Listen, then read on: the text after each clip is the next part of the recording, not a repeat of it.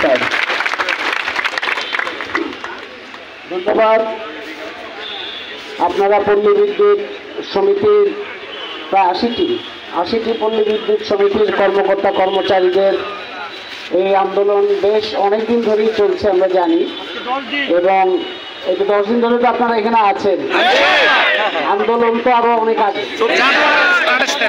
এবং তারও আগে পল্লী বিদ্যুৎ সমিতি নিয়ে আগেও নানা রকম সমস্যা ছিল।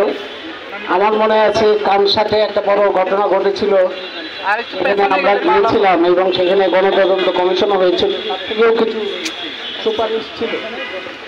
কিন্তু আমরা জানি যে আমাদের সরকার যদি জনগণের কথা শোনার কোনো অভ্যাস থাকতো তাহলে বাংলাদেশের আজকের এই অবস্থা হয় না। জনগণের অবস্থা, জনগণের দাবি, জনগণের সমস্যা এবং সামগ্রিকভাবে দেশের সমস্যা, তাহলে এই অভ্যাসটা তৈরি না হওয়ার কারণে আপনারা চিন্তা করেন, আপনারা শহীদ মিনারে 10 দিন ধরে আছেন, এর মধ্যে বৃষ্টি হয়েছে, রাত দিন গেছে, রোদ গেছে, ভয়ঙ্কর রোদ, আবার একটানা বৃষ্টি, এগুলোর মধ্যে আপনাদের থাকতে হলো কি কারণে? মানে বাংলাদেশের নাগরিকদের কেন দিনের পর দিন রাস্তাঘাটে থাকতে হবে? একটা দাবি উঠলে এটা সরকারের দায়িত্ব সেগুলি শোনা, এবং এই অভ্যাসটা আগের সরকারের সময় আমরা খুব দেখতাম।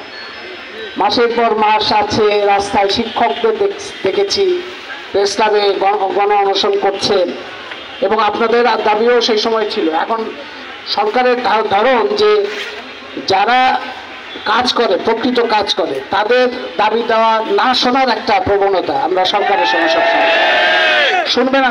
তারা বলবে যে তারা যা বলবে সেটাই মানতে হবে, এবং এই যে অনিয়ম, তারপরে স্বৈরতন্ত্র, দুর্নীতি, মানুষের উপর নিপীড়ন, দমন, এগুলোর বিরুদ্ধেই তো গণঅভ্যুত্থান হয়েছে। সেই গণঅভ্যুত্থানের মধ্যে দিয়ে যে সরকার আসছে, সেই সরকারের তো একটু ভিন্ন চেহারা হইতে হবে, তাতে একটা পরিবর্তন দেখাইতে হবে যে হ্যাঁ পরিবর্তন আমরা করলাম কিছু। কিন্তু গত 9 মাস পার হলেও আমরা এই পরিবর্তনের লক্ষণগুলো দেখছি না কিছু, এবং সেই পরিবর্তনের লক্ষণের অভাব আপনাদের এই অবস্থান থেকে আরো পরিষ্কার বোঝা যাচ্ছে। কারণ এই সরকারের এটা দায়িত্ব ছিল। আমরা দেখি একদিকে কিছু কিছু গোষ্ঠী তারা যদি দাবি করে, ঘেরাও করে, এমনকি যমুনা পর্যন্ত চলে যায়, সাথে সাথে সেগুলি দাবি মানা হয়ে যায়। আবার জনগণের বিভিন্ন অংশ, শ্রমিক, শিক্ষক, আপনারা পল্লী বিদ্যুৎ সমিতি, তারা যখন দাবি উত্থাপন করছেন এবং শান্তিপূর্ণভাবে, তাদের কথা শোনারই কেউ নাই, কথা শোনার কেউ নাই, বিবেচনা করার কেউ নাই। এই যে একটা দ্বৈত ভূমিকা, 2 রকম ভূমিকা, এবং 2 রকম তার এইটার জন্য তো গণঅভ্যুত্থান হয়নি। গণঅভ্যুত্থানের মধ্যে দিয়ে সরকার আসছিল যে বহু জনগোষ্ঠীর বহু অংশ তাদের বৈষম্য, বঞ্চনার শিকার হয়েছেন বাংলাদেশের বিভিন্ন অংশের মানুষ। তো গণঅভ্যুত্থানের এই সরকারের কাছে তো তারা দাবি করবেন, এটাই তো স্বাভাবিক। সেই দাবিগুলোর ভিত্তিতে সরকার শুনবে, সরকার প্রয়োজনে কমিটি করবে এবং প্রয়োজনে পরিবর্তন করবে, এটাই তো প্রত্যাশিত। কারণ গত গণঅভ্যুত্থানের মূল কথাটা ছিল যে একটা বৈষম্যহীন বাংলাদেশ প্রতিষ্ঠা করা।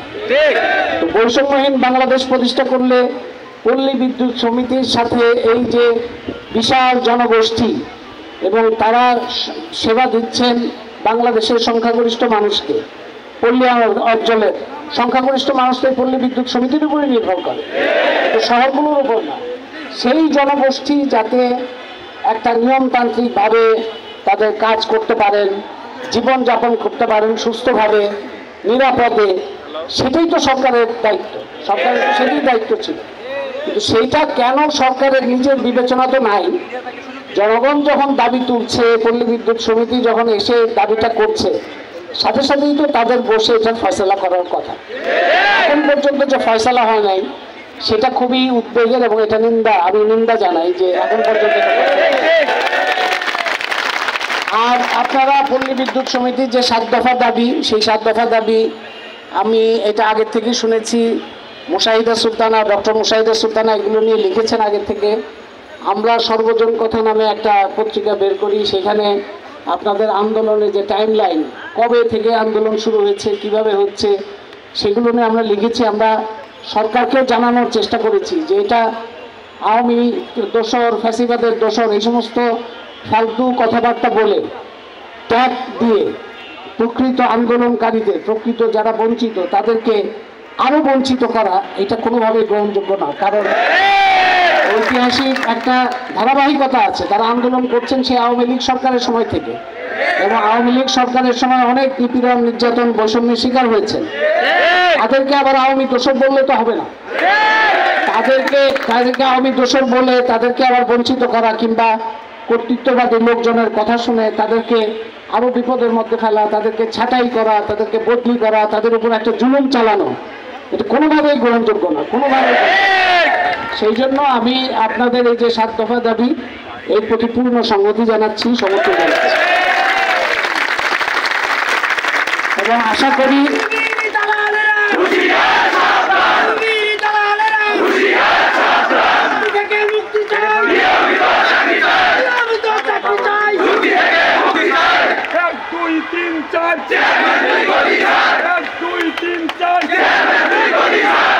আমাদের বাংলাদেশের মানুষের কি দুর্ভাগ্য যে 53 বছর পরে এসে মানুষ কাজ করে, পরিশ্রম করেই তো উপার্জন করতে চায়।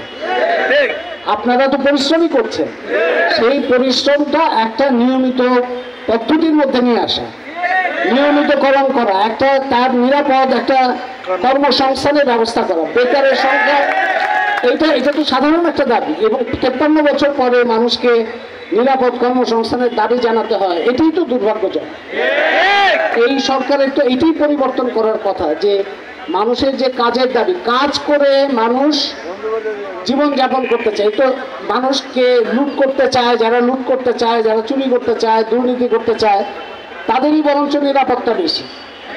যারা কাজ করে খেতে চায় তাদেরই নিরাপত্তা নাই, এটা তো হতে পারে। কাজ করে খাবো, আমার কাজটা যেন নিয়মিত হয়, নিরাপদ হয়, আমি যেন নিরাপদে নিশ্চিন্তে কাজ করতে পারি, মানুষের সেবা করতে পারি। আপনারা তো সেটাই চাচ্ছেন।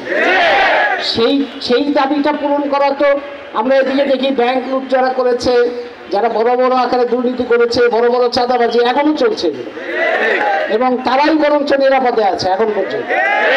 এই অবস্থা তো থাকার কথা ছিল না। সেই কারণে এই সরকারের আবারও দৃষ্টি আকর্ষণ করি, এই পল্লী বিদ্যুৎ সমিতির 80টি পল্লী বিদ্যুৎ সমিতির কর্মকর্তা